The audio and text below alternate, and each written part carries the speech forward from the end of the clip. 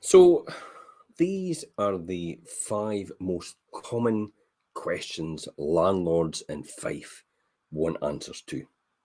I mean, you may be an experienced investor or property portfolio and have a property portfolio in double digits, or perhaps you're just an accidental landlord with one rental property.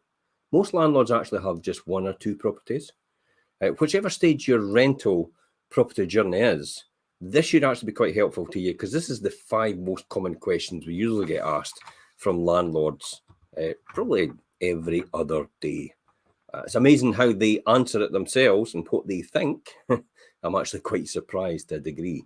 So the first one is, do you really need your services? Do they really need our services? Well, of course, we're absolutely biased, clearly, but if you value experts working on your behalf to protect your property and find and keep great tenants and keep you legally compliant, that's the key here, and lots more, then yes, you'll benefit significantly from working with us.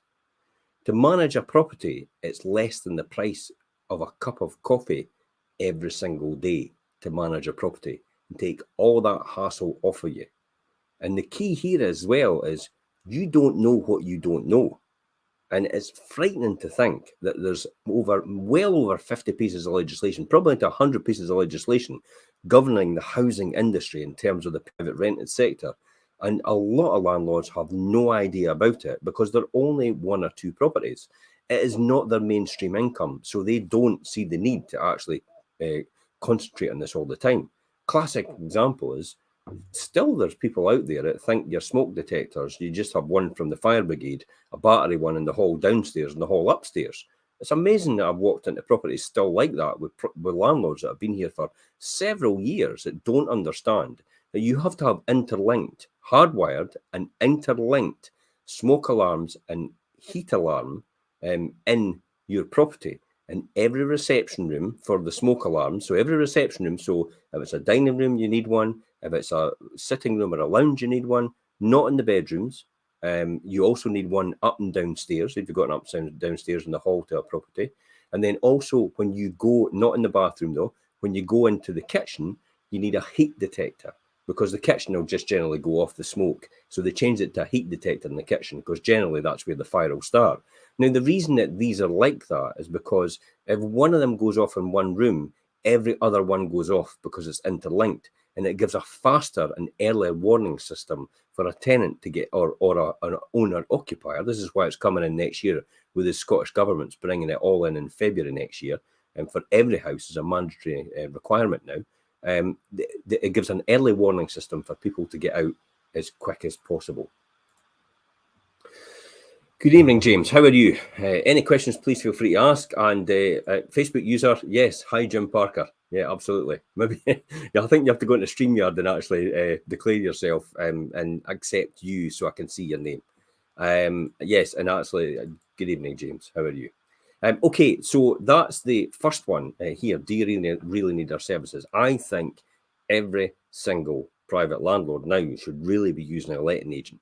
And the reason for that is because there's a raft of legislation, as I said before, for compliance issues. Plus the fact it takes a lot of hassle off your plate.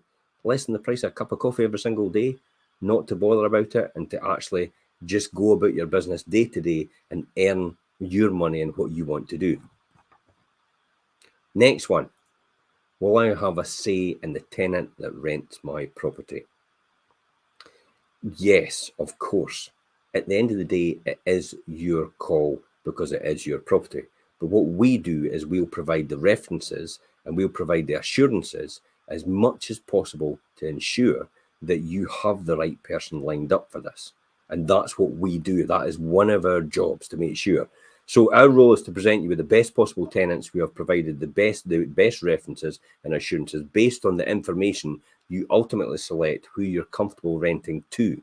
A lot of tenants actually out there think that we actually make that decision, but we help the landlord make that decision. But at the end of the day, it's ultimately the landlord's decision because it is one of his biggest tax-free assets.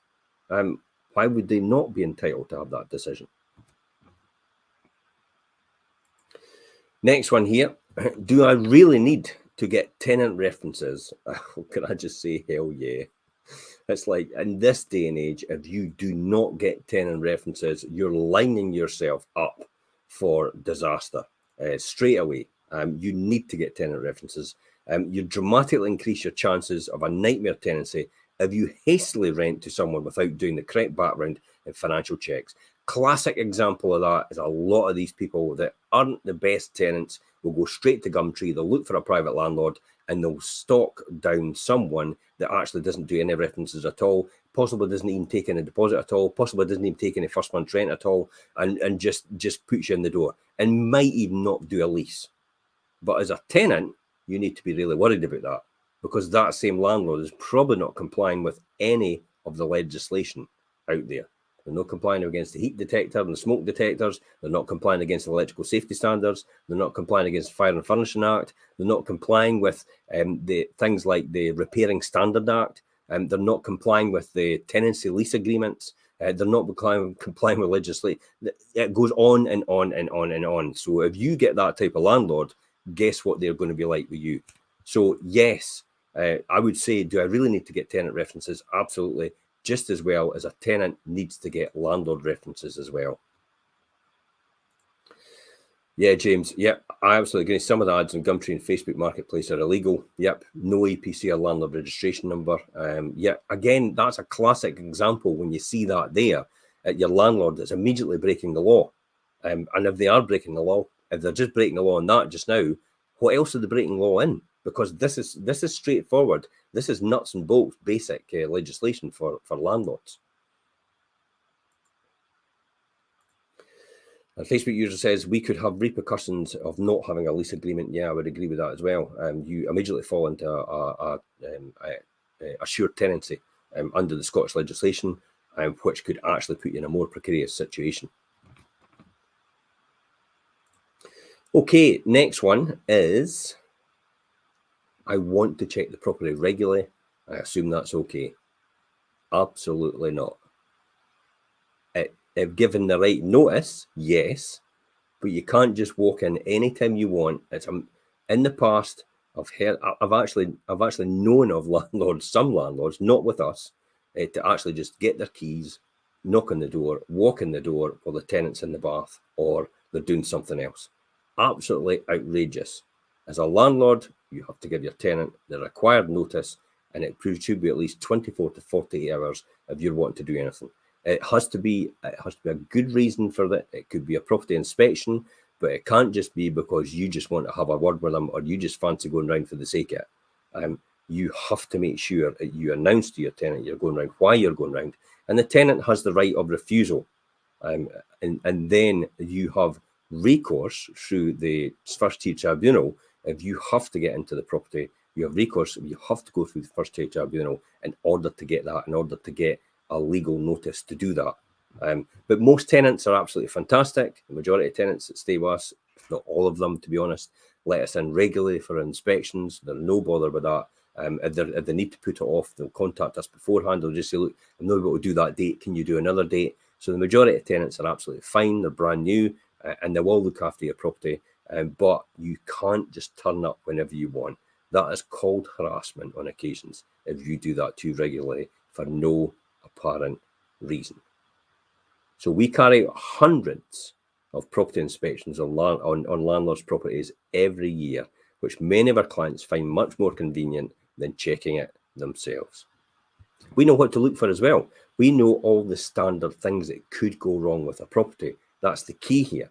We know the defective seals in the shower. We know the defective grout in the tiles. We know certain things that will happen over a period of time and the standard things that we need to check every single time, because prevention is better than cure.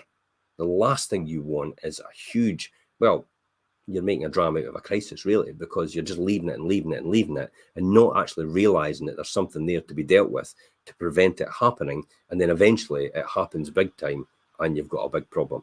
Maybe a classic example of that is you have a hot water tank. It's got a slight minute leak in it. And eventually the whole thing, if you left it, it just bursts and floods everywhere. And even downstairs in your house or even downstairs in the flat. Now, clearly that could have been prevented if it had been properly regularly inspected by your letting agent.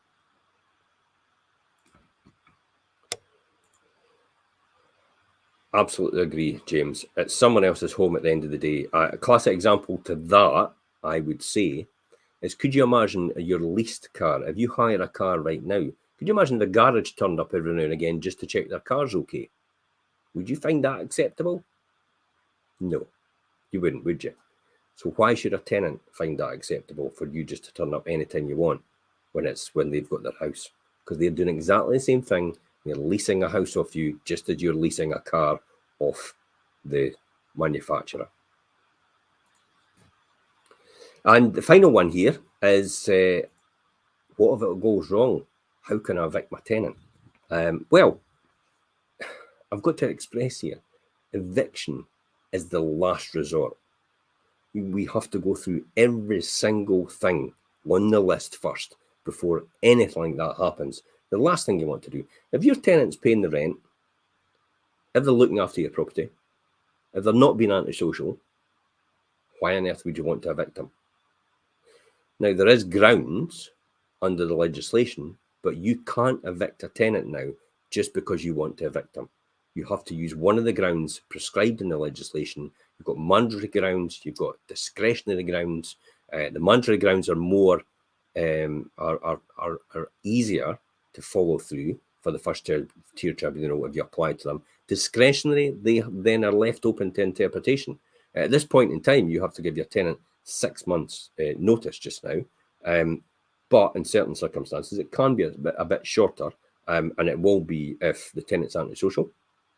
And there's other ones as well. If you need the house back because you need to move into it, you can get it back quicker than the 6 months. And also, as well, if you're selling the house, that's another ground as well you can do it. If you're 3 months in arrears, if the tenant's 3 months in arrears, then you can serve eviction as well.